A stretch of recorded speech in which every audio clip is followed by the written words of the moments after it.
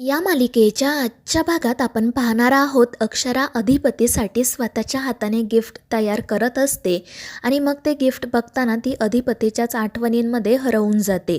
तर दुसरीकडे अधिपतीसुद्धा अक्षरासाठी त्याने आणलेली साडी जवळ घेऊन बसलेला असतो आणि म्हणत असतो की मास्तरीनबाई, आता तर आम्हाला तुमचा भाससुद्धा व्हायला लागला आहे. तुम्ही प्लीज लवकरात लवकर परत या. आणि मग त्यानंतर त्याला त्याने अक्षरासोबत घालवलेले सगळे क्षण आठवू लागतात. अक्षराला सरप्राईज देण्यासाठी त्याने संपूर्ण खोली फुलांनी सजवलेली असते आणि ती सजावट बघून अक्षरा तर खूपच खुश होते. तर अधिपती तिच्या अंगावर सुद्धा गुलाबांच्या पाकळ्या टाकतो. त्यामुळे अक्षरा तर खूपच खुश होते आणि हसतच अधिपतींना विचारते की हे सगळं काय आहे?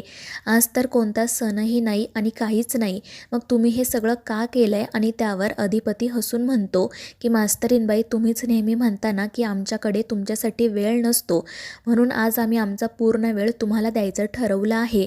आणि मग त्यानंतर ते दोघेजण छान डान्स करतात. तर अधिपतीला हेच सगळं काही आठवत असतं आणि तो म्हणत असतो की मास्तरीनबाई, प्लीज लवकरात लवकर परत या. तर दुसरीकडे अक्षरासुद्धा रडतच म्हणत असते की अधिपती, माझी चूक झाली, पण मला आता कळून चुकलं की मी तुमच्याशिवाय नाही राहू शकत. त्यामुळे आता काही झालं ना तरी मी हे भांडण मिटवणार आणि उद्या तुम्हाला भेटायला येणार. तर दुसरीकडे अधिपतीसुद्धा अक्षराचा आणि त्याचा फोटो बघत असतो आणि तो फोटो बघत स्वतःशीच म्हणत असतो की मास्तरीनबाई, खरंच आमची चूक झाली. आम्ही तुम्हाला घरातून जाऊ द्यायलाच नको होतं, पण आता आम्हाला तुमच्याशिवाय नाही राहता येते. आम्हाला जितक्या आईसाहेब महत्त्वाच्या आहेत ना, तितक्याच तुम्हीसुद्धा महत्त्वाच्या आहात. आम्हाला तुम्ही दोघेसुद्धा आमच्यासोबत या घरात हव्या आहात. त्यामुळे आता काही झालं ना तरी आम्ही उद्या तुम्हाला भेटायला येणार, तुमची माफी मागणार आणि तुम्हाला पुन्हा घरी घेऊन येणार. मात्र त्याचं ते सगळं बोलणं दुर्गी बाहेरून लपून ऐकत असते. दुसरीकडे चारुहास सर भुवनेश्वरीला सांगत असतात की बाकीची बडबड बंद कर आणि जाऊन आधी अक्षराला घरी परत घेऊन ये. त्यावर भुवनेश्वरी म्हणते की ठीक आहे, आम्ही त्यांना घरी आणतो, मात्र त्या बदल्यात तुम्हीसुद्धा आमची एक इच्छा पूर्ण करायला हवी, कारण जर सौदा केला तरच तो माणसाच्या लक्षात राहतो. मात्र चारुहास सर म्हणत असतात की मी असं काही करणार नाही आहे. आणि त्यामुळे भुवनेश्वरीसुद्धा म्हणते की ठीक आहे, मग आम्हीसुद्धा त्यांना परत घरी घेऊन येणार नाही आणि तुम्ही आता येथून निघून जा, कारण आमची बोलायची इच्छा नाही आहे. आणि ते ऐकून चारुहास सर रागातच तेथून निघून जातात. दुसरीकडे अक्षरा तिची बॅग भरून ठेवत असते. त्यानंतर ती कपाटामधून स्वेटर काढते तेव्हा तिला आठवतं की अधिपतीने स्वतः तिच्यासाठी हे स्वेटर आणलं होतं. आणि मग ती ते स्वेटर जवळ घेऊन बसते आणि मनाशी म्हणते की अधिपती, मला तर असं झालं आहे की मी कधी येऊन तुम्हाला भेटते आणि तुम्हाला आनंदाची बातमी देते. आता आपण दोघेही आई बाबा होणार आहोत. आणि मग त्यानंतर ती लगेच तिची बॅग भरून ठेवते. दुसरीकडे ओंकार शिवानीला म्हणत असतो की काही झालं तरी उद्या वहिनींची आणि अधिपतीची भेट व्हायलाच हवी. तर शिवानीसुद्धा म्हणत असते की हो ना, या दोघांनी एकत्र यावं यासाठी आपण अजून प्रयत्न करूयात. उद्या संक्रांत आहे आणि या सणाला तरी त्यांनी एकत्र असायलाच हवं. आणि त्यावर ओंकार म्हणतो की काळजी करू नको, उद्या ते नक्की एकत्र येतील. दुसरीकडे भुवनेश्वरी विचार करत बसलेली असते आणि म्हणत असते की अधिपती कितीही म्हटले ना की मास्तरीनबाईंना राहू द्या माहेरी, आम्हाला काही फरक पडत नाही, पण तरीही एक ना एक दिवस ते त्यांना परत घरी घेऊन येणारच, कारण त्यांचं मास्तरीनबाईंवर प्रेम आहे आणि प्रेमासाठी माणूस काय काय करतो हे आमच्यापेक्षा दुसरं कोणाला माहीत असणार. पण त्याच वेळी दुर्गी धावत पळत त्या ठिकाणी येते. भुवनेश्वरी तिला रागातच विचारते की काय झालंय, अशी का पळत आली? आणि त्यावर दुर्गी म्हणते की ताई, घात झाला आपला. तर भुवनेश्वरी म्हणत असते की काय झाले ते नीट सांग. आणि त्यावर दुर्गी म्हणत असते की अधिपतींना वेड लागले, मी आत्ताच बघितलं, ते एकटेच त्यांच्या खोलीत बडबड करत बसले होते. त्यांना असं वाटत होतं की ती मास्तरीनबाई त्यांच्या समोर आहे. आणि ते ऐकून भुवनेश्वरी रागातच म्हणते की उगाच काहीतरी बोलू नको. तर दुर्गी म्हणत असते की अगं ताई, मी खोटं नाही बोलत, मी खरंच सांगते, माझ्या डोळ्यांनी बघितलं आणि कानांनी ऐकलं. अधिपतींचा ना त्या मास्तरडीमध्ये जीव अडकला आहे.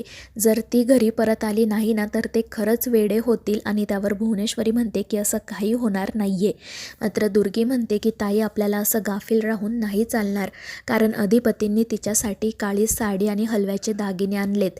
त्यांचा विचार आहे की उद्याच त्यांना घरी घेऊन यावं. आणि ते ऐकून भुवनेश्वरीला तर आश्चर्यच वाटतं. तर दुर्गी तिला म्हणत असते की काही झालं ना तरी उद्या अधिपती सुनबाईंना घरात घेऊन येणारच आणि ते ऐकून भुवनेश्वरी म्हणते की जर असं झालं ना तर उद्या घरात नाही तर घरावर संक्रांत येईल. काही झालं तरी सुनबाई परत या घरात येता कामा नये. त्यानंतर मग दुसऱ्या दिवशी सकाळी अधिपतीला भेटायला जायचं म्हणून अक्षरा लवकरच छान तयार झालेली असते. ती देवाचा आशीर्वाद घेते. त्यानंतर आईसुद्धा त्या ठिकाणी येते. अक्षरा आईचाही आशीर्वाद घेते तर आई तिला सांगत असते की आता तू अधिपतींना भेटायला जात आहे ना, मग तुमच्यातलं भांडण पूर्णपणे मिटव आणि त्यांना आनंदाची बातमीसुद्धा सांग. आणि त्यावर अक्षरा म्हणते की हो आई, तू काही काळजी करू नको, आता यापुढे मी कधीही त्यांच्याशी भांडणार नाही. तर दुसरीकडे अधिपतीसुद्धा अक्षराला भेटायला जाण्याची तयारी करत असतो. तिच्यासाठी त्याने जे काही गिफ्ट्स घेतलेले असतात ते सगळे एका बॅगमध्ये ठेवत असतो. तर इकडे आईसुद्धा अक्षरासाठी तिळाचे लाडू बनवते आणि तिला सांगते की आधी घरी गेल्या गेल्या तिळाचे लाडू अधिपतींना दे आणि त्यांना गोड बातमी सांग. त्यावर अक्षरा म्हणते की हो आई. आणि त्यानंतर आई तिला 4 गोष्टी समजावते. तर अक्षरा म्हणत असते की खरं तर ना माझीच चूक झाली, मी डोक्यात राग घेऊन घरातून बाहेर पडायला नको होतं. मला जर भुवनेश्वरी मॅडमला घराबाहेर काढायचं होतं ना तर मी त्याच घरात पाय घट्ट रोवून राहायला हवं होतं. मी घरातून बाहेर पडून काहीच उपयोग नव्हता हे मला आत्ता कळलंय. आता काही झालं ना तरी मी पुन्हा अशी चूक करणार नाही. आणि त्यावर आई म्हणते की हो अक्षरा, एक गोष्ट लक्षात ठेव, जर आपल्याला एखादी सिस्टीम बदलायची असते ना तेव्हा आपल्याला त्या सिस्टीममध्ये राहूनच काम करावं लागतं. आणि त्यावर अक्षरासुद्धा हो म्हणते. तर दुसरीकडे अधिपतीची गडबड सुरू असते. तितक्यात त्याला ओंकार आणि शिवानीचा कॉल येतो. अधिपती त्यांना संक्रांतीच्या शुभेच्छा देतो. तर शिवानी म्हणत असते की भाऊजी, आम्हाला दोघांना तुमच्या दोघांकडून शुभेच्छा हव्या आहेत. आता ना तुम्ही लवकरात लवकर वहिनींकडे जा, त्यांची माफी मागा आणि त्यांना परत घेऊन या. पण अधिपती म्हणत असतो की आम्ही तर त्यांना भेटायला जाणारच आहे, पण त्या परत येतील की नाही काय माहीत. आणि त्यावर शिवानी म्हणते की एकदा का तुम्ही त्यांना आणण्यासाठी गेलात ना तर त्या नक्की परत येतील, कारण बायको फक्त नवऱ्याचीच वाट बघत असते. तुम्ही काळजी करू नका, त्यांना लवकर परत घरी घेऊन या. आणि जेव्हा संध्याकाळी आम्ही तुमच्याकडे तिळगुळ द्यायला येऊ ना तेव्हा आम्हाला वहिनीसुद्धा घरात हव्यात. आणि त्यावर अधिपती हो म्हणतो आणि मग तो तयार होण्यासाठी जातो. पण तितक्यात दुर्गी त्या खोलीत येते आणि अधिपतीने अक्षरासाठी जे गिफ्ट घेतलेले असतात ते गिफ्ट ती बदलते. त्या जागी एक वेगळीच पिशवी ठेवते आणि पटकन तेथून निघून जाते. दुसरीकडे चारुहास सर देवीचा आशीर्वाद घेत असतात. तितक्यात भुवनेश्वरी तिळाचे लाडू घेऊन त्या ठिकाणी येते आणि म्हणते की मोठ्या मालकांचा मान पाहिला, तिळगुळ घ्या आणि गोड बोला. पण चारुहास सर रागातच म्हणतात की गोड? अगं मला तर ना तुझ्याशी साधं बोलायचं सुद्धा नाही आहे. आणि ते ऐकून भुवनेश्वरी म्हणते की आम्ही तर दिवसाची चांगली सुरुवात करण्यासाठी इथे आलो होतो. मात्र चारुहास सर म्हणतात मला तर तुझा चेहरा देखील बघण्याची इच्छा नाही आहे. आणि मकर संक्रांतीचं काय सांगतेस तू मला? अगं तूच एक संक्रांत आहेस जी कधीपासून या घरावर आली आहे आणि जातसुद्धा नाही आहे. आणि मग ते देवीकडे प्रार्थना करत म्हणतात की ही भुवनेश्वरी नावाची संक्रांत एकदाची जाऊ दे आणि पुन्हा कधीच या घरावर तिला येऊ देऊ नको.